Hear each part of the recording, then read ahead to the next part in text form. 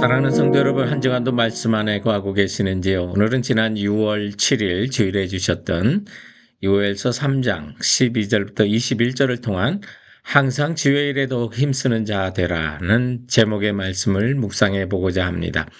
구약의 예언서를 공부하고 읽고 연구할 때 기억해야 할 것은 그 예언들이 구약시대 예언들을 넘어서 신약시대를 예언하고 있다는 것이죠. 사도행전 3장 24절에 베드로가 이렇게 말씀합니다. 또한 사무엘 때부터 오므로 말한 모든 선지자도 이 때를 가리켜 말하였느니라 라고 해서 구약의 예언이 예수 그리스도께서 이 땅에 처음 오시는 초림에 포커스를 초점을 두고 있고요. 그리고 다시 그 말씀의 초점은 다시 오실 예수님의 그 재림의 시대에 초점을 두고 있는 것입니다. 그래서 오늘 말씀 요엘서도 마찬가지입니다. 요엘 시대뿐만 아니라 예수님이 처음 오시는 초림의 시대, 그리고 또한 성령의 늦은 비와 같이 부어지는 마지막 재림 전에 일어날 일에 대해서 말씀하고 있는데, 요엘서 3장에는 이런 성령의 또 축복과 부어주심과 함께 여호와의 날이 실현되는 여호사밧 골짜기의 심판이 있을 것을 예언하고 있습니다. 자, 그렇다면 첫 번째로 우리가 여호사밧 골짜기의 심판이란 무엇일까를 보는데, 그것은 하나님께서 만국 또 이방 사람 믿지 않는 자들을 모아서 심판하시겠다는 바로 그 장소가 여호사밧 골짜기입니다. 12절에 보면 민족들은 일어나사 여호사밧 골짜기로 올라올지어다. 내가 거기에 앉아서 사면의 민족들을 다 심판하리로다.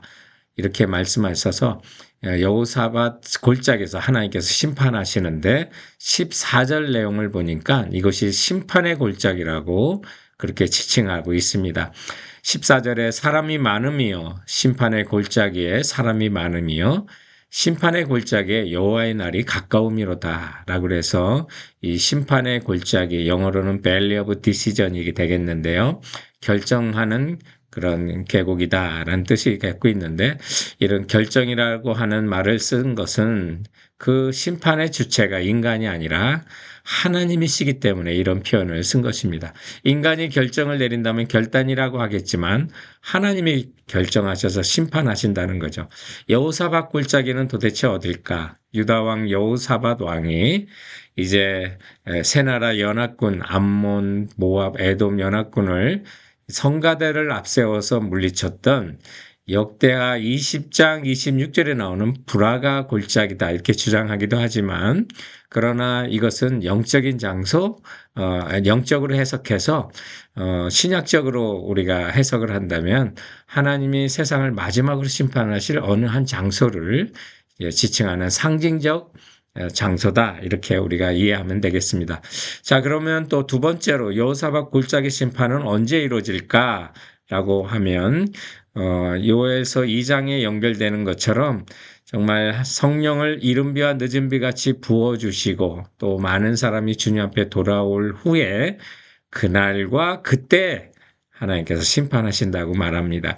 요엘서 3장 1절에 보면 보라 그날 곧 내가 유다와 예루살렘 가운데서 사로잡힌 자를 돌아오게 할 그때라고, 대거 많은 사람들이 주님의 나라에 인정하고 또 예수 믿고 돌아오는 그때, 그 후에 하나님께서 심판하신다는 건데, 그렇다면 그날은 정확히 언제일까?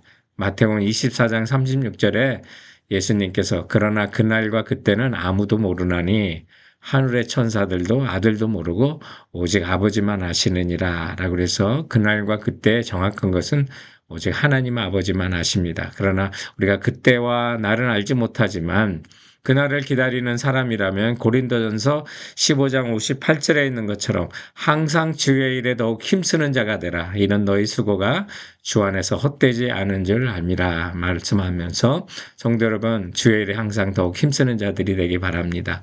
또 오늘 본문에 보면 세 번째로 여호사밧 골짜기에 심판받는 자들은 누구냐? 바로 예수 그리스도를 믿지 않는 자들이고요. 또 로마서 2장 6절에 있는 것처럼 하나님께서 각 사람에게 그 행한 대로 보응하시겠다 말씀하시면서 모든 사람을 선악간에 심판하시는데 오늘 요엘서 3장에 보면 하나님의 백성을 함부로 대하고 또 하나님 것을 함부로 취하는 자들이 심판을 받게 될 것을 말합니다. 2절 하반절과 3절 말씀에 보면 그들이 이스라엘을 나라들 가운데 흩어버리고 나의 땅을 나누었으며 또 제비뽑아 내 백성을 끌고 가서 소년을 기생으로 바꾸며 소녀를 술과 바꾸어 마셨음이라 말하고요.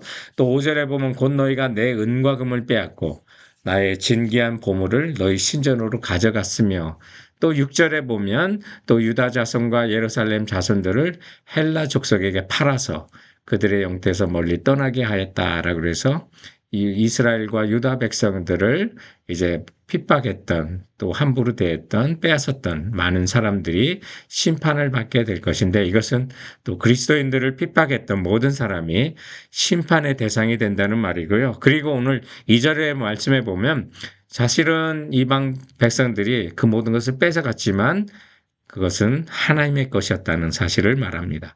그래서 2절에 보면 그 땅을 나의 땅이라고 하나님 말씀하시고 5절에 보면 은과 금도 내 은과 금이라고 하시고요. 그리고 이방인을 함부로 대했던 이스라엘 백성조차 2절에 보면 그들이 내 백성 곧 내 기업인 이스라엘을 건드렸다고 말씀하셔서 성도 여러분 모든 것이 하나님의 것이라는 사실을 우리에게 알려줍니다. 그리고 우리가 아무리 부족한 사람이라도 예수 그리스도를 믿는 하나님의 백성이라면 성도 여러분 우리는 하나님의 것입니다. 존귀한 하나님의 것이라는 사실을 기억하시고 이사야 43장 1절에 있는 것처럼 너는 두려워하지 말라. 내가 너를 구속하였고 내가 너를 지명하여 불렀나니 너는 내 것이라.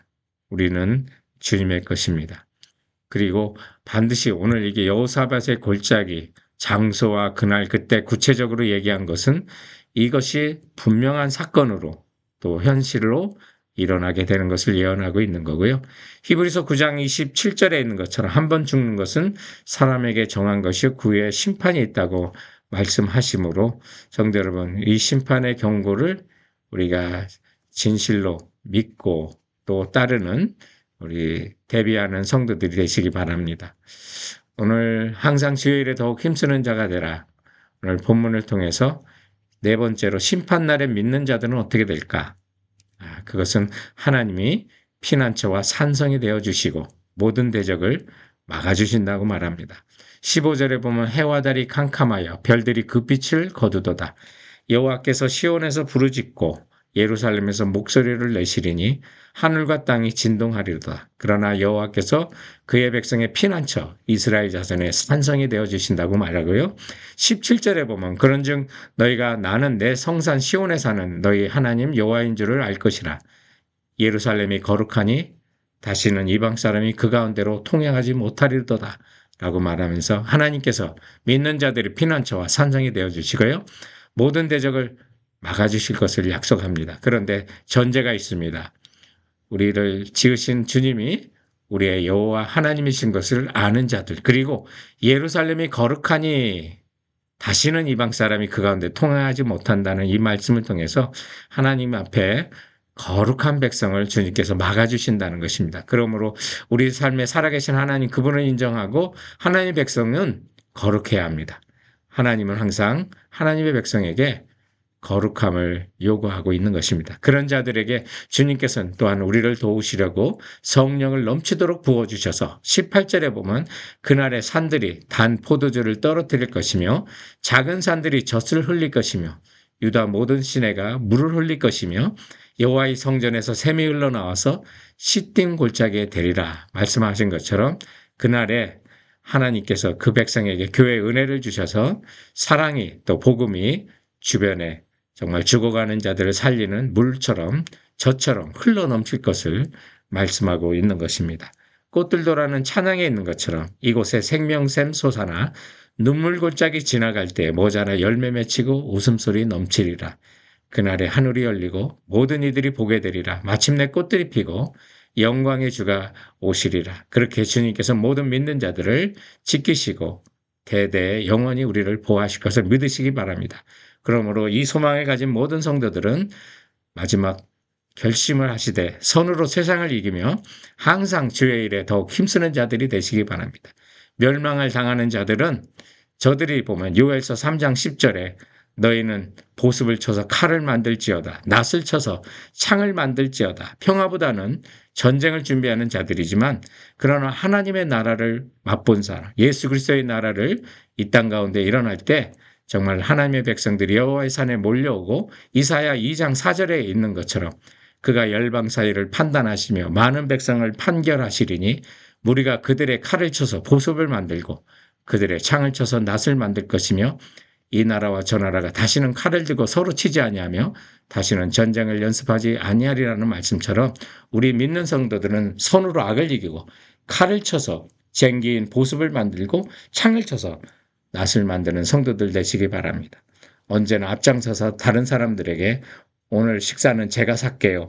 삭개오가 되시고 또 항상 긍정적으로 무슨 일이든 다 돼요. 다 하겠습니다. 다 돼요.